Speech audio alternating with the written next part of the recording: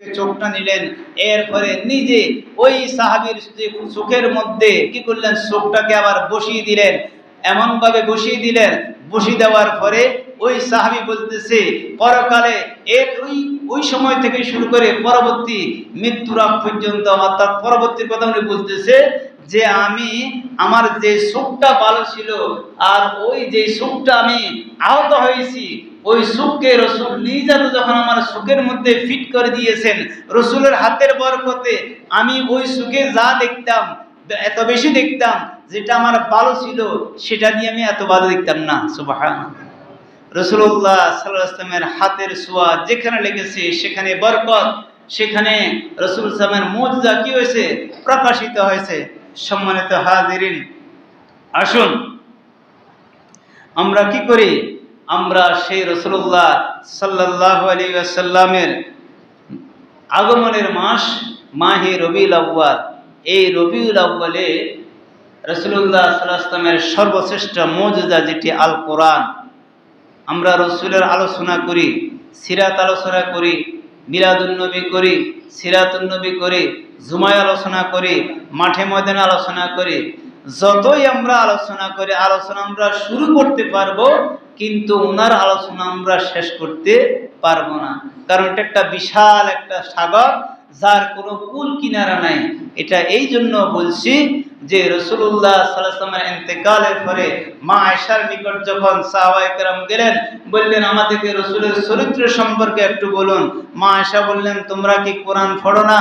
তারা বললেন হ্যাঁ আমরা তো কোরআন পড়ি।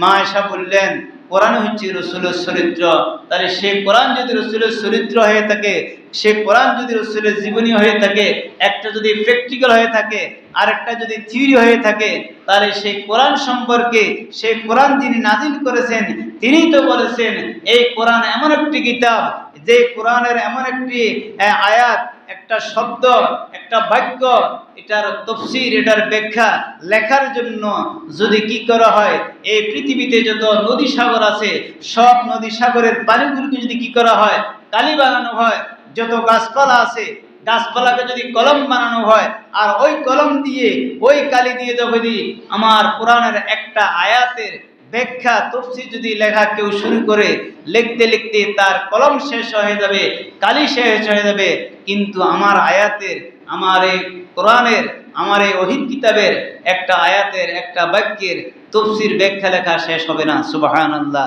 সুতরাং সেই কোরআনের তাফসীর লেখা যদি শেষ না হয়, তাহলে এই কোরআন যার উপর নাজিল হয়েছে সেই মুহাম্মদ রাসূলুল্লাহ সাল্লাল্লাহু আলাইহি ওয়াসাল্লামের জীবনীও আমরা আলোচনা করে, এরকম জুমা বিভিন্ন সেমিনারে, সিম্পোজিয়ামে আমরা আলোচনা করে কি করতে পারবো না, শেষ করতে পারবো না। এই জন্য আমরা বলি যে আমরা শুরু করতে পারবো, শেষ আমরা করতে পারবো না। সম্মানিত হাজিরিন, আসুন সেই লক্ষ্যে আমরা জানার জন্য, বোঝার জন্য, নিজের জীবন গড়ার জন্য, সমাজ পরিচালনার জন্য, দুনিয়ার শান্তির জন্য, পরকালের মুক্তির জন্য আমরা কি করি, সেই কোরআনকে আমরা জীবনের সকল ক্ষেত্রে আমরা গ্রহণ করি। কোরআনের বিকল্প আর কোনো কিছুই নেই। কোরআন ছাড়া আমাদের মুক্তি নেই, কোরআন ছাড়া আমাদের শান্তি নেই, কোরআন ছাড়া আমাদের পরকালে জান্নাত পাওয়া যাবে না, দুনিয়াতে শান্তি পাওয়া যাবে না। এই জন্য আসুন আমরা কি করি, সবাই কোরআনের পথে, আমরা সবাই কোরআনের ছায়াতলে আমরা সমাবেত হই। আমরা কোরআনকে বাদ দিয়ে, ইসলামকে বাদ দিয়ে মানুষের তৈরি করা বিভিন্ন আহ্বানে আমরা সাড়া না দিই, আমরা এগুলোর পিছনে দৌড়ে দৌড়ে আমরা নিজেরা শেষ হয়ে গিয়েছি, আমাদের প্রজন্মকে আমরা শেষ করছি। এই জন্য সময় থাকতে আমরা কি করি, অনুধাবন করে আমরা ফিরে আসি। আমরা জীবনের সকল ক্ষেত্রে আমাদের একবারে শুরু থেকে শেষ পর্যন্ত আমরা কোরআন নিয়ে বাঁচতে চাই, কোরআন নিয়ে মরতে চাই। সবাই রাজি আছেন তো? কোরআন যেখানে আমরা, কোরআন নাই যেখানে আমরা নাই, যেখানে কোরআনের বিধান নেই, যেখানে কোরআনের আইন নেই, সেই বিধানে, সেই আইনে আমরা থাকবো না। যে জায়গাতে কোরআন আছে সেই জায়গাতে আমরা যাব।